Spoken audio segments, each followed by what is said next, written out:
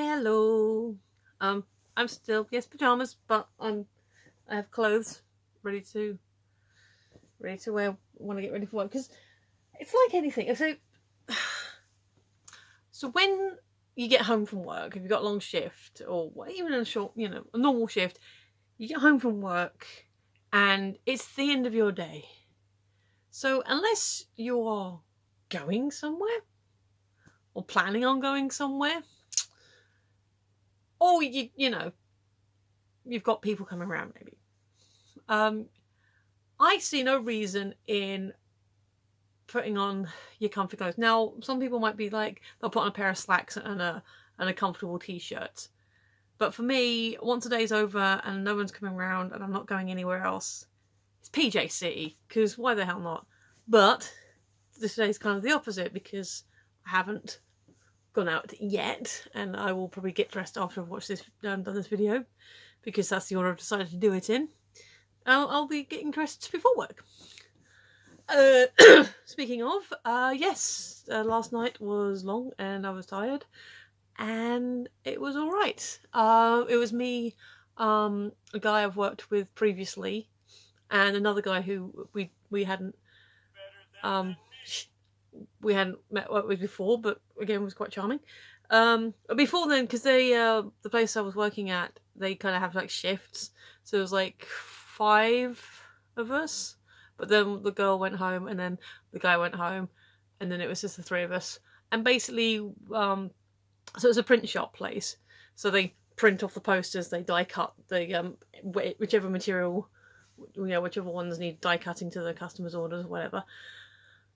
And then our job on this occasion, and probably the next couple of nights, was to take the die cuts and then pull off all the excess. They call it stripping. So you pull away all the stuff that you don't need, or poke out holes of things you don't need, and then stack them up tidily, put them on the pallet, and then have everything ready to go off to the next stage, or wrapping it up or wherever.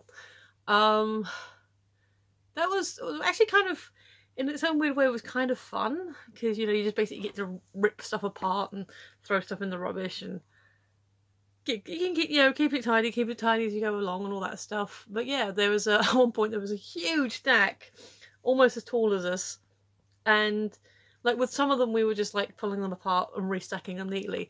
This one, because it was so big, we were just literally running around the edges and just pulling all the stuff off the sides. And so it was just this one big stack that was like it started off as a square and then became this weird shape. So kind of like sculpting, but not. It was die cut. So honestly, I didn't mind. And although having to go down the road to get the train at night was a pain. It was actually just you got a straight shot, and then once you go past the roundabout, you're in town anyway, and it's just a small angle and then the train station. And we actually got there. I say we, so the gentleman I was working with, the guy I knew, and the new guy, we all got the train. So I also had the fact that I wasn't walking alone in the dark. Now I'm a pretty big girl, I'm kind of tough, and it was a well-lit road. And it's an industrial area, so very rarely get trouble. Although there was some kids come up to me, oh, swap your bike, my phone for your phone for my bike. So I'm thinking about getting an old Nokia or some crappy disposable phone. And go, yeah, deal. Grab the bike, here's the phone. See you later, kiddo. Whatever. So that happened. But yeah, so it was a reasonably well lit road, but I wasn't walking down it on my own, so there's that. But if in case you were worried about me. So yeah, that was that. We actually made it, I think, to the roundabout, or just past the roundabout. My friend looked at his watch and said it was about 20 minutes that we'd walked, and Google predicted it to be about 30 minutes, I guess, depending on how fast you're walking. And we were going it, and we were this is a night when we were tired, so during the day when you're less tired, who knows, maybe you can do it even quicker.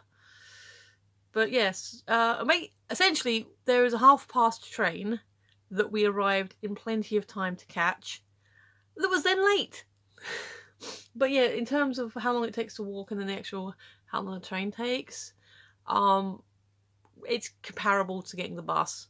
But obviously getting the bus is so much easier. But on that, I spoke to my, so I got a text from my other agency saying, hey, do you want to work Friday? And I'm like,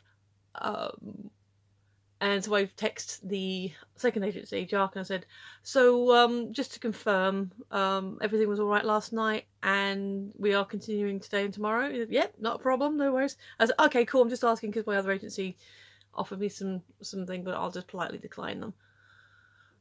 Do we know, anything going forward into the new year? And he goes, not right now, fair enough. However, I might be able to get you in show card full time. Ooh, thank you. Any chance of it being a, more daytimey shift because, buses are easier than trains? Although I'll take what's given. And they go, no, I don't want to make any promises right now. Just, I mean, he didn't write this, but basically keep your head down and just do your work and then see what happens going forward. So yeah, we are looking up. Things are positive. Still got the job interview on Saturday. Still going to do that online assessment. What I'm gonna do, because they've said I've basically got until day after Boxing Day, I think. That's when they'd like it in by. What I've done, which I haven't looked at properly yet. Sorry, that was just a text from a thing, but it didn't look. It was just something about payroll. I'll read it later. But nothing bad news for me. Yeah. So still got the job interview. Still got the assessment. Yeah, I've looked up, but haven't looked at some Excel exercises and review things. I have done Excel. I can use Excel. However, as I discussed with my tutor at the time, Excel is one of those programs that unless you use it, you don't tend to use it. And she agreed with me. So I'm going to do a few review exercises, remind myself some stuff. Because I know how to use it to make a list and a grid, and I use it for my E500 list. Because I can change the list around however I like it. However, when it comes to doing formulae and stuff like that, which I'm more likely to be using in a work environment, I need to remind myself how to do that. So I'm going to do some revision, then do my assessment. So I'll probably do that over the weekend when I've got more time. I'm not like waiting to go out. This is the only thing I don't like about this kind of shift, this like 2 till 10 shift, because you're like basically spending all morning waiting to go to work. And there's only so much you can do with your time. But anyway, speaking of time, no link. I mean, it's gone on a few minutes with me doing preamble, but yeah. So, also, shout out to Richard. Thank you, sweetheart. Who he's been really nice and been very sweet in the comments. I'm sorry I haven't like visibly like text responded to them, but you've been getting your thumbs up, so I do appreciate that. It's very sweet. Thank you. Okay. No, that's yesterday's question. Oh. What makes you nervous? Quite a simple question. Weirdly, still talking to camera.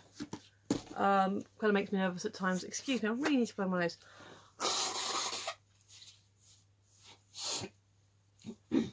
Better? Yeah. And despite, being an agent for all this time and constantly walking into new environments does make me nervous because you don't know. I will say for this job compared to the last one, it's a much cleaner environment. It's a lot brighter. It's a lot warmer, like really warm. And so far a bit friendlier, I think. I mean, not to say that weren't people friendly to me in the other place, but you work and you're getting on with it. Everyone's kind of charming. Like, oh, can you help? Who's strong? Can you help me? Oh, I can help you. Yeah. So, just so I've said before, kind of indicated before, I do sometimes get stage fright. Not stage fright doing the thing, but stage fright. Afterwards, it's weird. Kind of get reverse stage fright. I'll tell you what used to make me really nervous, but I've gotten better with. So I've told you about my friendship with Aaron and how it developed because he was on YouTube and I became a fan of his work, and then we got to talking. The first few times we Skyped, we now use Discord, but the first few times that we had personal interactions, like just one-to-one, God, that made me nervous. I probably babbled like an idiot during those video calls. So yeah, I guess that comes under meeting new people as well. And yeah, I guess I do get nervous at interviews, which again, is something that I need to work on. Maybe that's why I have trouble getting a job, like actual full-time job. And as you've probably noticed, I tend to babble a bit when I'm sort of in a weird place. So, yeah, I mean, there are the normal things as well that make me nervous, like going on the heights obviously make me nervous. Not scared, I can still do it if I need to, but, you know, like those, it's the drop thing, ooh, something like that. I like animals, but I am... if a dog is very barky, then I'm like, okay, I'm gonna give you your space, that you know, do your thing. I'll probably still talk to it, but like I said, you know, I'm gonna be like, hey, you, come on, you big brute, that's my face. You know, I'll be sensible about these sort of things. So yeah, there's normal things that, you know, anyone will be like, don't like that. That's a bit nerve-wracking. But yeah, otherwise, you're just gonna push through it, get on with it. And yeah, so nothing too shocking, nothing too unsurprising, nothing too not normal. You know, it's the normal stuff that makes me nervous. Looking into camera, like, still, you notice I'm still looking around the room. Looking into camera, I'm still a bit weird about, because I'm talking, and then there's this person on the screen with my face whose mouth is doing the things that I'm saying, and it's weird. So I don't know if that's a nervous thing or just a camera thing. Anyway, I'm definitely in the babble mode, and I need to start sorting myself out. I've got an hour to get all my stuff together, all myself together. So yeah, it's plenty of time, but I need to start getting on with it. Anyway, if you have been, thanks for listening. I completely appreciate you. You're awesome. I've been Michelle. You've been listening, and I will see you tomorrow. Bye.